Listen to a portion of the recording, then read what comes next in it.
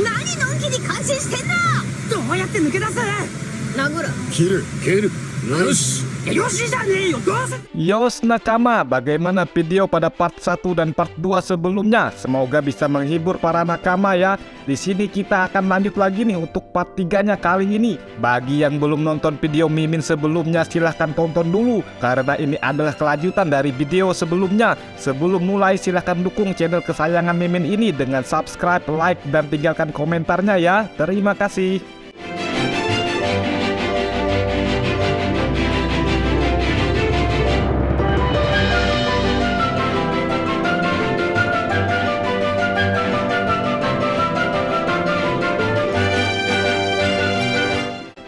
Scene pada part ini berjudul Maria Joyce yang akan membahas tentang harta karun tersembunyi di Maria Joyce. Seperti yang Doflamingo pernah katakan kalau dia mengetahui harta karun yang tersembunyi di Maria Joyce tersebut. Tapi mari kita kembali ke musim dingin yang kelam yang berlangsung selama 100 tahun, yaitu pada 900 tahun yang lalu. Selama 100 tahun banyak sekutu Diras atau Joy Boy diburu dan dimusnahkan di berbagai wilayah yang terfragmentasi. Demikian pula banyak juga sekutu dari 20 negara yang tersingkir. Ada terlalu banyak korban tewas di kedua sisi perang. Jenazah dikuburkan, tetapi karena musim dingin selama 100 tahun, jenazah itu tidak akan membusuk, mereka pun membeku. Tubuh beberapa orang tertentu yang dihormati atau mungkin disembunyikan secara rahasia dan pembicaraan dari mulut ke mulut mulai menyebar. Pembicaraan tersebut ternyata sampai ke telinga Aim Sama dan pasukan di Great Cleansing atau para pembersih sisa-sisa sekutu Joy Boy yang berlangsung hampir setengah abad dimulai.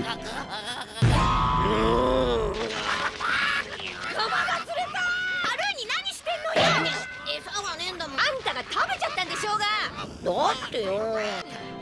Jenazah dari orang-orang yang dihormati itu akhirnya dicuri dan disimpan di ruang es saat ini di Maria Joyce. Tetapi rahasia dari Maria Joyce sebenarnya adalah sumber energi buatan manusia. Sesuatu yang bisa diibaratkan seperti baterai, tetapi jenis yang lebih maju lagi. Sumber energi ini mampu menghasilkan listrik sendiri dan merupakan satu-satunya cara agar Uranus dapat berfungsi.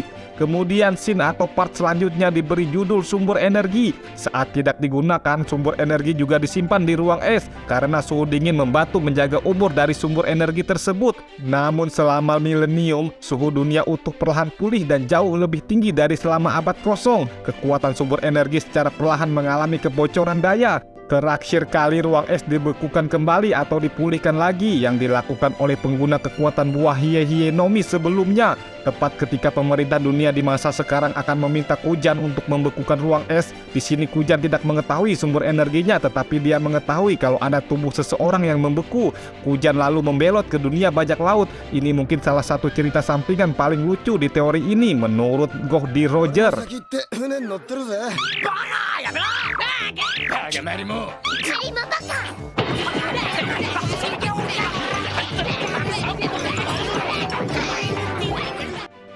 Doflamingo mengetahui baik tubuh yang membeku maupun tujuan dari sumber energi tersebut. Pemerintah dunia sekarang panik karena sumber energi dapat habis dari waktu ke waktu jika ruangan tidak segera dipulihkan. Ternyata Vegapunk tidak mengetahui sumber energi ini. Pengetahuan ini secara eksplisit dijauhkan darinya. Situasi di Maria Joyce diperparah oleh Sabo yang apinya pada perang Reverie baru-baru ini mempercepat proses peleburan. Mereka menganggap Sabo sebagai salah satu individu kritis yang harus disingkirkan dengan segala cara.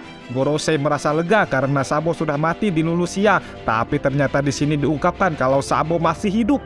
Kemudian di sini ada narasi singkat tentang asal-usul Pulau Roadstar. Pulau Roadstar berasal dari surga. Itu adalah benda langit dengan komposisi yang sangat berbeda dari yang ada di dunia. Scene selanjutnya adalah awal dari perang terakhir. Awal perang terakhir di dunia One Piece dipicu oleh bentrokan antara dua Yonko, yaitu bentrokan antara bajak laut Blackbird atau Kurohige dan bajak laut Akagami no Sense. Jadi pada perang ini nanti akan ada sekutu yang tidak terduga yang bertarung bersama kru Akagami di tengah jalan. Akan ada kematian beberapa tokoh. Kemudian akan ada sesuatu yang pernah dikatakan oleh Sense kepada Buggy sejak lama dan itu akan menjadi kenyataan. Segera setelah bentrokan antara Kurohige dan Sense, akhirnya kita akan mengetahui garis keturunan Sense dan peran leluhurnya 900 tahun yang lalu. Selain benturan antara bajak laut Kurohige dan Sense, ternyata juga ada paralel dengan bentrokan lainnya. Bukan berarti bentrokan lain baru dimulai setelah bajak laut Kurohige dan Seng selesai, tapi tampaknya bentrokan itu terjadi pada waktu yang bersamaan. 畑が見えちまったぜ。ちょろ。え？おう、ビビ。え？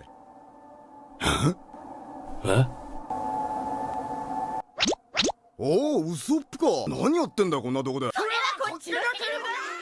Beralih ke Wano, waktu untuk membuka perbatasan Wano akhirnya tiba. Di bawah komando Momonosuke, Inuarashi dan Nekomamushi berlayar ke Joe. Sebuah peninggalan dari masa lalu diperlihatkan kepada Junisa. Kilas balik ke sejarah 900 tahun yang lalu ditampilkan. Itu berputar di sekitar Joy Boy, kepala Kojuki, Junisa, dan relik itu sendiri. Akan ada kisah cinta menyentuh yang terlibat. Kembali ke masa kini, Junisa tiba kembali di Wano dan membuka perbatasan. Belalainya digunakan untuk menghancurkan bebatuan atau pembatas yang mengelilingi seluruh Wano. Air hujan datang mengalir ke laut di bawah. Wano dari 900 tahun yang lalu akhirnya terungkap dengan segala keagungannya.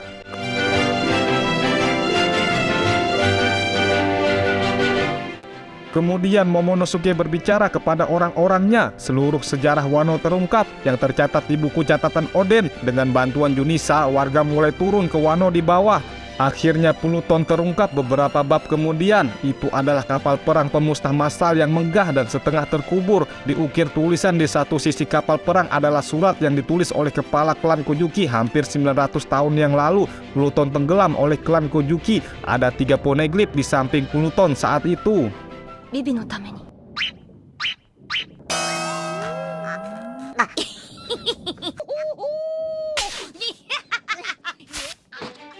Bajak laut Blackbird tiba di Wano. Rencananya adalah mencuri Pluton untuk digunakannya sendiri. Pluton tidak dapat diserap oleh tubuh Kurohige. Pluton dilapisi dengan kairoseki atau batu laut yang kental. Angkatan laut pun tiba dengan Serapim Kuma atau bisa dengan beberapa Serapim lainnya. Itu dipimpin oleh Fujitora. Koby dan Helmeppo juga ada di sana.